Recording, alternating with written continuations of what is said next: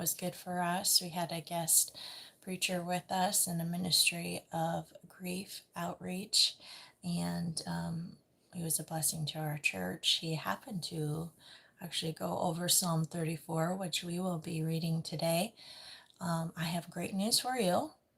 We're going to New York. We leave for New York in just a little bit here, and I will still be recording as we will still be in the Word, and so maybe you'll get to see some of New York as well. And I'll try to even maybe post a minute short video, and you can see some of maybe the fall leaves or whatever's going on there in New York. We are going there for our daughter's she's going to get married there, so the venue that we're looking at and everything that will be there. So we will be leaving this afternoon for New York, and I'm super excited for the time away with the family and just to look at the place where our daughter and future son-in-law will be getting married. So maybe you're excited too to see some of the sights of New York. I will share some for sure. We have been in the life of Joseph, and we have just got to the part where Joseph was restored into the palace because of the famine coming, and he would be taking care of all of that. And so we will continue with Genesis chapter 42 this morning, Genesis 42. And I pray that you have your Bibles and you're ready, or that you're listening. Maybe you're driving or whatever's going on.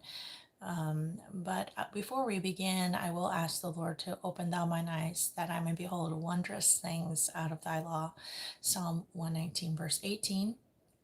I also have one prayer request. I know some of you have met my husband's mom, and she's not well. She had a heart attack, and they have to do surgery, but they couldn't do the surgery that they originally thought they could do because she has a lot of fluid around her heart.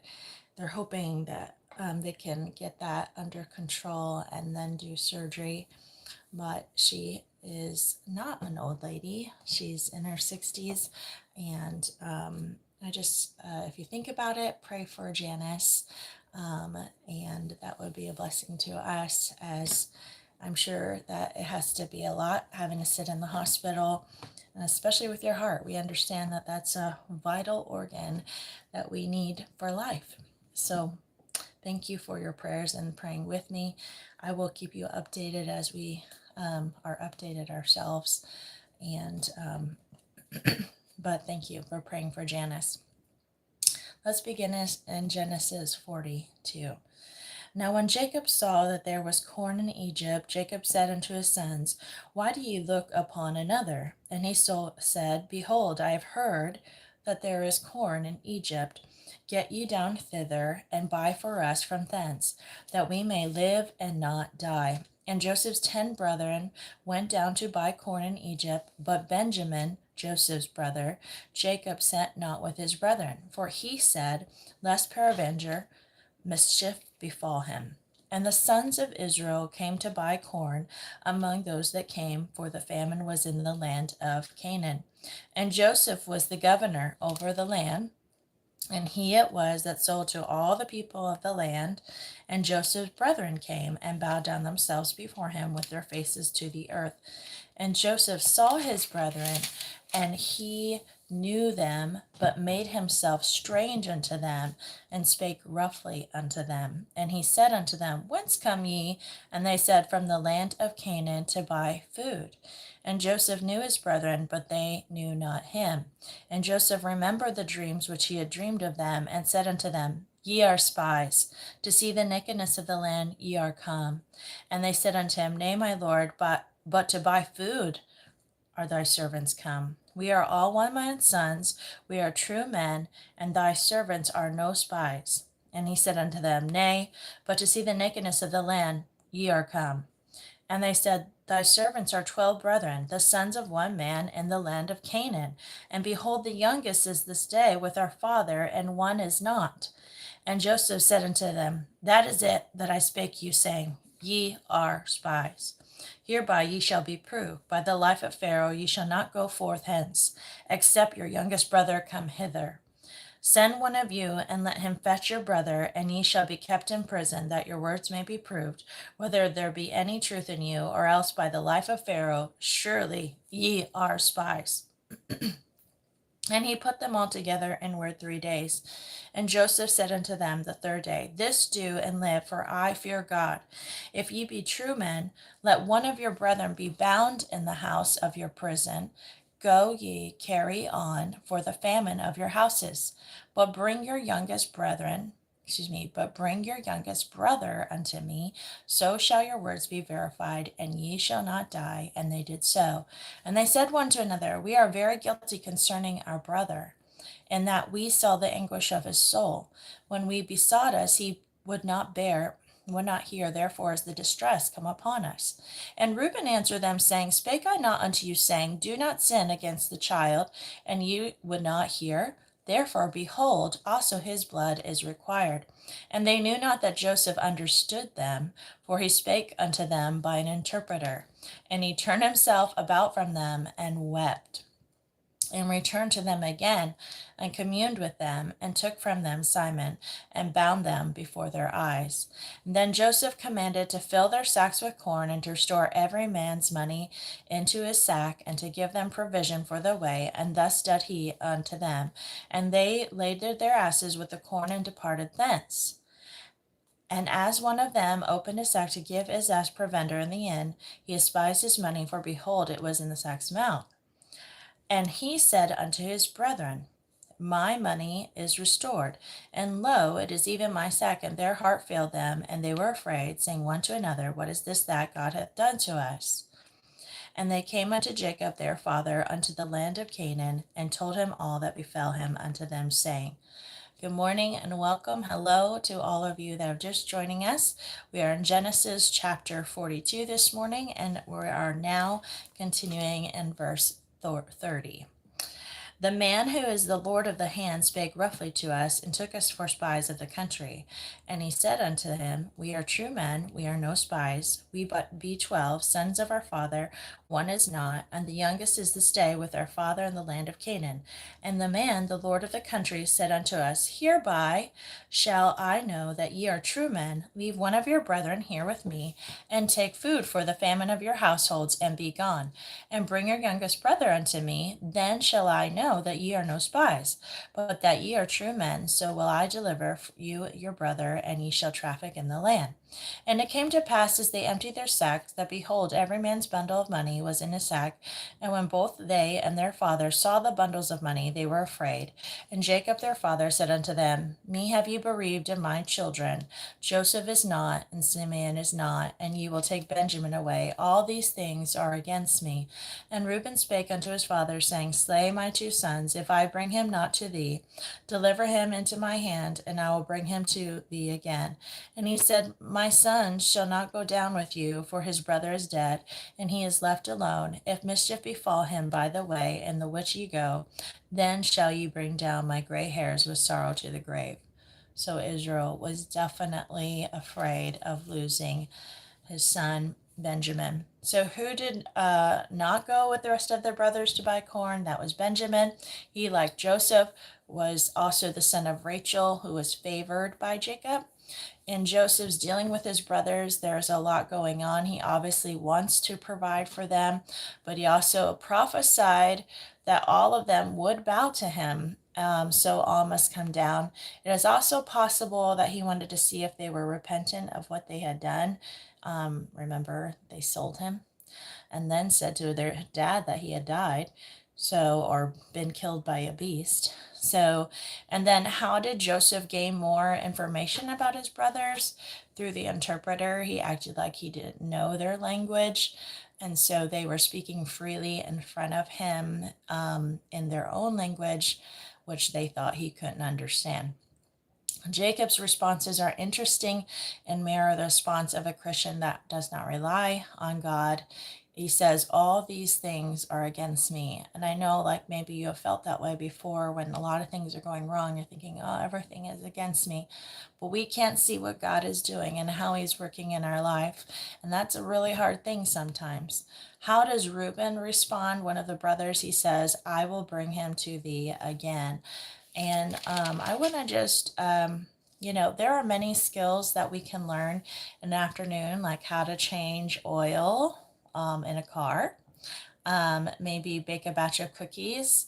Other skills take longer to master, like how to sing harmony or drive a car, for instance. It should take longer than a few hours. And then there are skills like how to work with others that you hone and develop on the rest of your life. Perhaps the most important of these is how you draw upon God's promises, even when the circumstances don't look promising. We see that for sure. This is Jacob is really concerned, and he is not listening to God's promises. So 13 years of Joseph's life were in obscurity in Egypt, but they were not wasted years. God is in his infinite wisdom knew the man who emerged in chapter 41 would be different from the man who was in chapter 37. It takes a world with trouble in it to train men and women for their high calling as children of God. When we're faced with trouble, some people grow wings and fly in a sense, and others buy crutches. And which kind are you? As you read Isaiah 40:31, it says, but they that wait upon the Lord shall renew their strength. They shall mount up with wings as eagles. They shall run and not be weary, and they shall walk and not faint. Does that sound like you? Or wherever you encounter the word, they substitute your own name. It's a promise aimed at you. It is possible to learn from an enemy things that we cannot learn from a friend. And you're like, what? Yeah, there are things in this life that we can learn because of the things that we've gone through: betrayal, hurt, gossip, backbiting. And those are not fun things to learn, but they are helpful for life skills and leaning on Jesus and trusting him and knowing that he loves us and he will take care of us. And he also was betrayed and talked about, backbited, and many other things. And he understands our suffering. Proverbs chapter 3. My son, forget not my law, but let thine heart keep my commandments. For the length of days and long life and peace shall they add to thee. Let not mercy and truth forsake thee. Bind them about thy neck. Write them upon the table of thine heart. So shalt thou find favor and good understanding in the sight of God and man. Trust in the Lord with all thine heart, and lean not unto thy own understanding. In all thy ways acknowledge him, and he shall direct thy paths. Be not wise in thine own eyes. Fear the Lord and depart from evil. It shall be health to thy navel and marrow to thy bones. Honor the Lord with thy substance and with the firstfruits of all thine increase. So shall thy barns be filled with plenty, and thy presses shall burst out with new wine. My son, despise not the chastening of the Lord, neither be weary of his correction. For whom the Lord loveth, he correcteth, even as a father the son in whom he delighteth. Happy is the man that findeth wisdom, and the man that getteth understanding. For the merchandise of it is better than the merchandise of silver, and the gain thereof than fine gold. She is more precious than rubies, and all the things thou canst desire are not to be compared unto her. Length of days in her right hand, and in her left hand riches and honor. Her ways are ways of pleasantness, and all her paths are peace. She is a tree of life that lay hold upon her, and happy is every one that retaineth her. The Lord by wisdom hath founded the earth, by understanding hath he established the heavens. By his knowledge the depths are broken up, and the clouds drop down the dew. My son, let not them depart from thine eyes. Keep sound wisdom and discretion. So shall they be life unto thy soul, and grace to thy neck. Then shalt thou walk in thy way safely, and thy foot shall not stumble. When thou liest down, then shalt not be afraid. Yea, thou shalt lie down, and thy sleepest shall be sweet. Be not afraid of sudden fear, neither of the desolation of the wicked when it cometh. For the Lord shall be thy confidence, and shall keep thy foot from being taken. Withhold not good from them to whom it is due, when it is in the power of thy hand to do so. Say not unto thy neighbor, Go and come again, and tomorrow I will give, when thou hast it by thee. Devise not evil against thy neighbor, seeing he dwells securely by thee. Strive not with a man without cause, if he have done thee no harm. Envy thou not the oppressor, and choose none of his ways. For the forward is an abomination to the Lord, but the secret is with righteous. The curse of the Lord is in the house of the wicked, but he blesseth the habitation of the just. Surely he scorneth the scorners, but he giveth grace unto the lowly.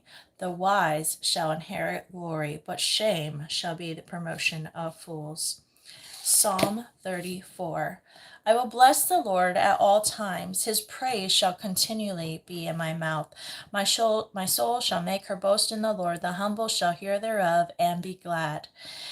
O magnify the Lord with me, and let us exalt his name together.